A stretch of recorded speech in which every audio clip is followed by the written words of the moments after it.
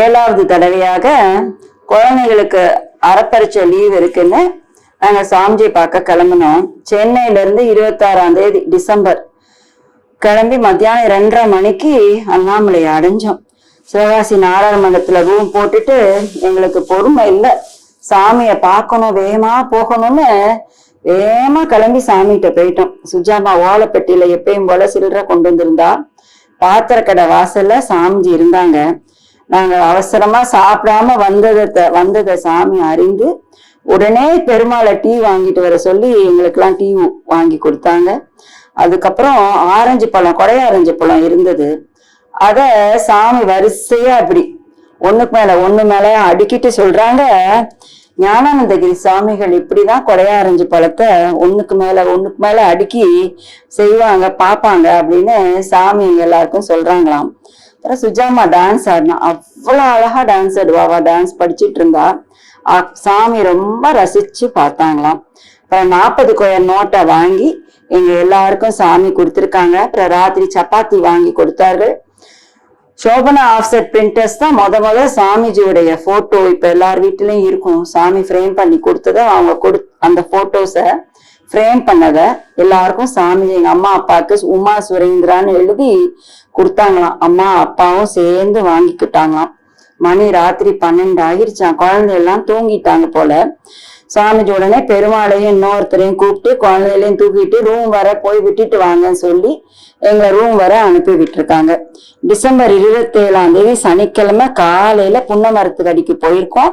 அன்னைக்கு சனிக்கிழமைனால பெரியப்பா தலைமா குடும்பம் எல்லாம் கிளம்பி ராஜசேகர்ஜி ஃபேமிலி ஃபுல்லா அண்ணன் குமாரண்ண லம்பண்ண எல்லாரும் சேர்ந்து புன்னமரத்தடிக்கு காலையில 11:30 மணிக்கு வந்தாங்களாம். எல்லாரையும் பார்த்தோன்னே சாமிக்கு ரொம்ப சந்தோஷம். நிறைய பாட்டு பாடினோமா, பஜனை செய்தோமா. குரு சேவையை பற்றி சாமி சொன்னார்களாம். You work for live for a guru என்றார்களாம். நீ கடவுளுக்காகவே வேலை செய்யற, கடவுளுக்காகவே வாழ்ற அப்படின்னு சாமி சொல்லியிருக்காங்க. பெரியம்மா ஊர்ல இருந்து கொண்டு வந்த சாப்பாட அனைவரும் சேர்ந்து சாமியோட சாப்பிட்டோமா. அப்புறம் அங்க உள்ளவங்க எல்லாருக்கும் அதே சாப்பாடை வழங்கி சாமி விட கொடுத்தாங்களாம். ராத்திரி 7 மணிக்கு தேரடி மண்டபத்துக்கு சாமி ராத்திரி வந்துருவாங்க. புன்னமரத்தடியில இருந்து அங்க எல்லோரும் வந்து தேரடி மண்டபத்துல சாமி பார்க்க போனோமா. போறப்ப சாமி காலையில புன்னமரத்தடியில அம்மாக்கு பூ கொடுத்தாங்களாம். அந்த பூவை அம்மா தலையில வச்சிருந்தது கீழே விழுந்துருச்சான். அம்மாக்கு ஒரே கவலையாம், சாமி எவ்வளவு ஆசையா கொடுத்த பூ தலையில இருந்து கீழே விழுந்துருச்சேன்னு. வேகமா தேரடி மண்டபத்துல மேல போய் சாமியை நமஸ்காரம் பண்ண உடனே அக்கா சொல்லிட்டாளாம் சுஜாமா, சாமிஜி நீங்க கொடுத்த பூ தலையில இருந்து கீழே விழுந்துருச்சுன்னு எங்க அம்மா ரொம்ப வருத்தப்பட்டாங்க அப்படின்னு. உடனே சாமி சொன்னாங்களாம், உமா நான் கொடுத்த பூ தான் நீ தலையில வச்சிட்டீல, அப்புறம் அது கீழே விழுந்தா என்ன, அதை பத்தி ஏன் கவலைப்படுற அப்படின்னு ஆறுதல் சொன்னாலும் சாமி பேசிட்டு இருக்கத்துல ஒரு பூக்காரன் சைக்கிள்ல பூவை கூடையோட அந்த சைக்கிளை தூக்கிட்டேவும் தேரடி மண்டபம் அவ்வளவு படி, அந்த மண்டபத்துல படியில ஏறி அந்த சைக்கிளை தூக்கிட்டு மண்டபத்துக்கு மேல வந்துட்டானா. உடனே சாமி ஒரே குறும்பா சிரிச்சிட்டு சந்தோஷமா அவ்வளோ பேருக்கு பூ வாங்கி கொடுத்து அவங்க அம்மா தலையில வச்ச உடனே அவ்வளோ சந்தோஷப்பட்டாங்களாம். ஒரு சின்ன சாமிஜி விஷயத்துல நம்ம சாமி கிட்ட இருக்கத்துல ஒரு சின்ன தாபப்பட்டா கூட சாக்ஷாத் பகவான்ல நம்ம ஹிருதயத்துல அந்தரியாமையா இருக்கிறவர் எப்படி நடத்தி வைக்கிறாருன்னு சாமி சொல்றாங்க. ரொம்ப நேரம் பாட்டு பாட சொன்னாங்களாம். அம்மா பெரியம்மா எல்லாம் மாத்தி மாத்தி பாட சாமிஜி நல்லா தூங்கிட்டாங்களாம், அசந்து தூங்கிட்டாங்களாம். குழந்தைகளும் தூங்கிட்டோமா எல்லாரும். பாத்திர கடை வாசல் எல்லாம் ராத்திரி மூடிடுவாங்க.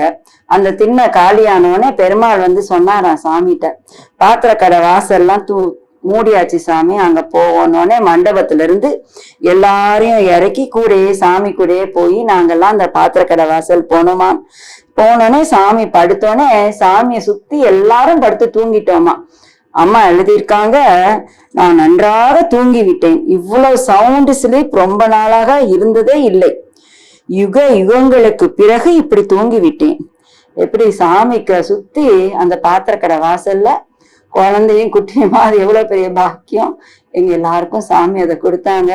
அவ்வளவு சவுண்டா தூங்கினோமா. சாமி கொஞ்ச நேரத்துல எழுந்துட்டு சொல்றாங்களா, Uma thank you, Surendra thank you, Thilagavathi thank you, Rajasekarji thank you என்று சாமிஜி சொல்லிக்கிட்டே இருந்தாங்க திருப்பி திருப்பி.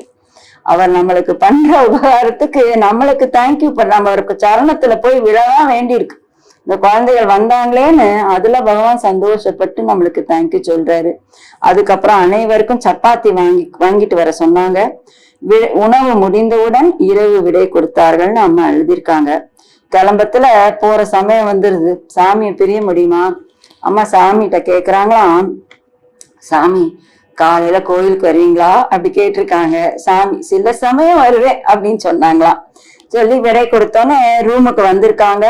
அம்மா சாமியை நினைச்சுக்கிட்டே படுத்திருக்காங்க. காலையில 4 மணிக்கு திடீர்னு முழிப்பு வந்துருச்சாம். உடனே கிளம்பா ரூமுக்கு, அடுத்த ரூமுக்கு, ராஜசேகர்ஜி ரூமுக்கு போய் கிளம்புவோம், நம்ம கோயிலுக்கு போகணுன்னே அம்மா, பெரியப்பா, ராஜசேகர்ஜி, திலகம்மா 3 பேர் மட்டும் குளிச்சு கிளம்பி கோயிலுக்கு போயிட்டாங்களாம். குழந்தையெல்லாம் அப்பா பார்த்துக்கிட்டாங்க போல. கோயிலுக்கு போய் சாமி தரிசனம் பண்ணிட்டு அருணாச்சலேஸ்வரரை பார்த்துட்டு வெளியே வராங்களா. சாமி சம்பந்த விநாயகர் கோயில் வாசல்ல நிக்கிறாங்களாம். பார்த்த உடனே வேகமா ஓடி வந்து அப்படி ஒரு சந்தோஷமா அம்மா அடைஞ்ச ஆனந்தத்துக்கு அளவே இல்லை. சாமி பாதத்துல விழுந்து வணங்கினாங்களாம். சாமி கீழே உட்கார வச்சுக்கிட்டாங்களாம். அந்த சம்பந்த விநாயகர் வாசல்ல, அந்த கோயில் வாசல்ல இருந்து போவர் வருவோர் எல்லாம் சாமிஜி கையை தூக்கி அப்படி ஆசீர்வாதம் பண்ணிக்கிட்டு நின்றுட்டே இருந்தாங்களாம். அவ்வளோ சந்தோஷமா இருந்ததாம் அம்மாக்கும்.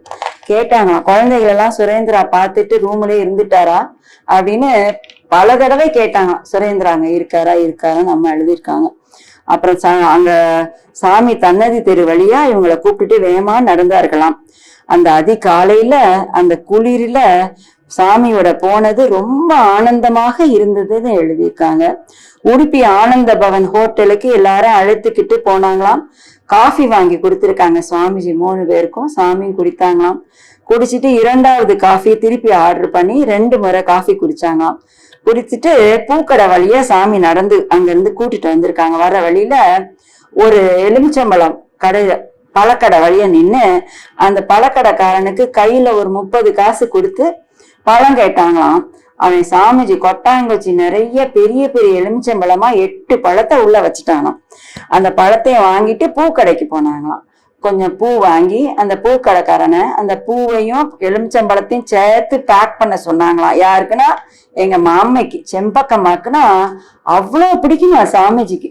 சொல்லிக்கிட்டே இருந்தாங்களாம், நான் ஒரு எலுமிச்சம்பழம் கேட்டேன், அவன் 8 பழம் கொடுத்துட்டானே, அம்மாக்குன்னா இப்படி கொடுக்குறாரு அருணாச்சலேஸ்வரன்னு சாமிஜி ரொம்ப சந்தோஷப்பட்டாங்க. அம்மா சொல்றாங்க, இந்த ஏற்பாடெல்லாம் அம்மாவிற்காக பண்ணினார்கள், அம்மா செய்த புண்ணியம்தான் என்ன அப்படின்னு சாமி அவ்வளவு சந்தோஷமா சொன்னாங்க. எங்க அம்மா எழுதியிருக்காங்க, துளசிதாசருடைய பாடல் ராமாயணத்துல இருந்து ஒரு பாட்டு சாமி அவ்வளவு அழகா ஸ்லோகம் சொன்னாங்களாம். இதே பாட்டை தலகுமாவும் அவங்களுடைய அனுபவத்துல சொல்லியிருக்காங்க. என்னன்னா, காலையில பாலராமரை கையில வச்சுட்டு தசரத மன்னன் அந்த அரண்மனை வாசல்ல வந்து நிப்பாங்களாம்.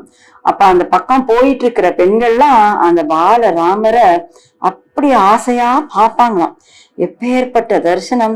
அந்த எந்த தரிசனம் வேணும்னு அந்த தேடி போன்ற பெண்களுக்கு அவங்களுடைய பாக்கியம், அந்த பகவானுடைய கருணை, அந்த பாலராமரை பார்க்கக்கூடிய பாக்கியம் கிடைச்சது அப்படின்னு காலையில அம்மாவும் பெரியம்மாவும் அந்த இளங்காலையில அந்த அருணாச்சலேஸ்வரர் கோயில்ல நம்ம சுவாமிஜியை பார்த்ததை சொன்ன மாதிரி இருந்ததுன்னு அம்மாவும் எழுதியிருக்கிறாங்க.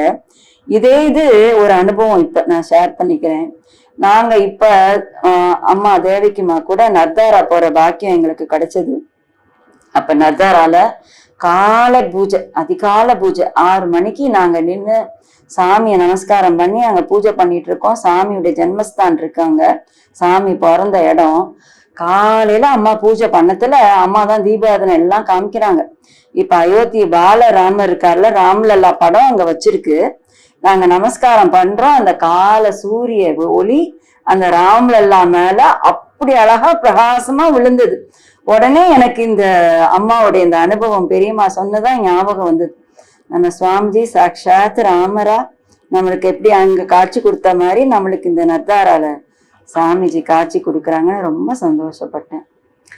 அப்புறம் அங்க இருந்து கிளம்பி போகத்துல சாமி சொல்றாங்களாம், wherever you are, whenever you want, அப்போ ஹெல்ப் பண்ண ஒரு ஃப்ரெண்டு நம்மளுக்கு இருக்க வேணும்.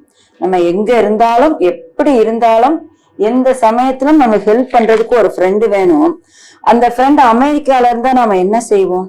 ஆனா சாமிஜி போன்ற பரமஹம்ச குருக்கள் இருந்த இடத்துல இருந்தே நாம எங்க இருந்தாலும் எந்நேரத்துல நமக்கு உதவி செய்யக்கூடிய சக்தி படைத்தவர்களாக இருக்கிறார்கள் என்றார்கள். சாமி அப்பேற்பட்ட மகா புருஷர்களா நம்ம அடைய வேணும்ட்டு சூட்சுமமாக ஒரு குருநாதர் அப்படி சொல்லியும் கொடுக்குறாங்கன்னு அம்மா எழுதியிருக்காங்க. அம்மாட்ட கேட்குறாங்க, வாட் இஸ் மெடிடேஷன்? தியானம்னா என்ன? அதுக்கு சாமியே பதில் சொல்றாங்க, abundant love for God. கடவுள் மேல எல்லையில்லாத அன்பு இருக்கிறதுதான் நம்ம செய்யற தியானம். அதுதான் உண்மையான தியானம்னு சாமி சொல்றாங்களாம். அப்புறம் ராத்திரி ஒரு 8:30 மணி அளவுல, காலையில ஒரு 8:30 மணி அளவுல சாமிஜி விடை கொடுக்கிறார்கள். பின்னர் 10 மணி அளவில் எல்லோருமாக புன்னை மரத்தடிக்கு குழந்தைகள் எல்லாரும் எழுந்தோடனே அப்பா எல்லாருமா சேர்ந்து சொல்றோம். அங்க புன்னை மரம் போனோடனே சாமி பஜனை செய்ய சொல்கிறார்கள். எல்லாரும் பஜனை பாடி நாம கோஷம் பண்ணோடனே சாமி படுத்து தூங்கிட்டாங்களாம். ரொம்ப நேரம் படுத்து தூங்கினோடனே 12 மணிக்கு சாமி எழுந்து ஊருக்கு போறதுக்கு, ஞாயிற்றுக்கிழமை விடை கொடுக்கறதுக்கு தயாராகிறாங்க. காலையில சாப்பாடு சாமிக்கு டிஃபன் வாங்கிட்டு வந்திருந்தாங்களாம். அந்த இட்லியை சாப்பிட்டுட்டு அந்த இட்லியை அழகா பேக் பண்ணி கார்ல திருப்பி போகத்துல குழந்தைகளுக்கு அதை பிரசாதமாக கொடுங்க அப்படின்னு அந்த இட்லியை கொடுக்குறாங்க. எங்க அப்பாவுக்கு பொடுகு பிரச்சனை நிறைய சாமி சொல்லுவாங்க, குட்டி குட்டி வைத்தியமா. பொடுகு பிரச்சனை ரொம்ப இருக்கணும்னே ட்ரை நெல்லிக்காய், காஞ்ச நெல்லிக்காய தண்ணியில ஊற போட்டு அந்த தண்ணிய தலையில தேய்ச்சிட்டே வா சுரேந்திரா, உனக்கு பொடுகு பிரச்சனை போயிருன்னு சாமி சொல்றாங்களாம். எல்லாரும் கிளம்ப ஆரம்பிச்சோடனே சாமிஜி எங்க கூடயே நடந்து கார் வர வந்து உத்தரவு கொடுக்குறாங்களாம். விடை கொடுக்கத்துல குழந்தையெல்லாம் சாமிகிட்ட பிரிய மனசு இருக்காது. நானு, அக்கா, குமாரனு, லம்புன்னு, எங்க அண்ணன் எல்லாரும் சேர்ந்து சாமி கட்டிட்டு எங்க கூடயே ஊருக்கு வந்துங்க சாமி, எங்க வீட்டுக்கு வாங்க சாமி அப்படின்னு கூப்பிடுறோமா. வீட்டுக்கு வாருங்கள் என்று குழந்தைகள் கூப்பிடுறாங்க. அப்ப சாமி சொல்றாங்க, கண்டிப்பா வருவேமா அப்படின்னு எங்களுக்கெல்லாம் ஆறுதல் சொல்லி எங்களை கார்ல ஏத்தி சாமி அனுப்புறாங்களாம். சொல்லத்துல சொல்றாங்க, அம்மாட்ட எங்கள்கிட்ட எல்லாம் சொல்றாங்களாம், அம்மாவிற்கு கீழ்ப்படிய வேண்டும், நன்றாக படிக்க வேண்டும் என்று குழந்தைகளும் வேண்டிக் கொண்டார்கள். சாமிஜியின் அருளை வேண்டு மட்டும் சுமந்து கொண்டு தீவினை நீங்க இப்படிப்பட்ட பாக்கியம் கிடைக்க என்ன புண்ணியம் செய்தோமோ என்று நினைத்து கொண்டே ஊர் திரும்பினோம் அப்படின்னு அம்மா ஆசையா முடிக்கிறாங்க.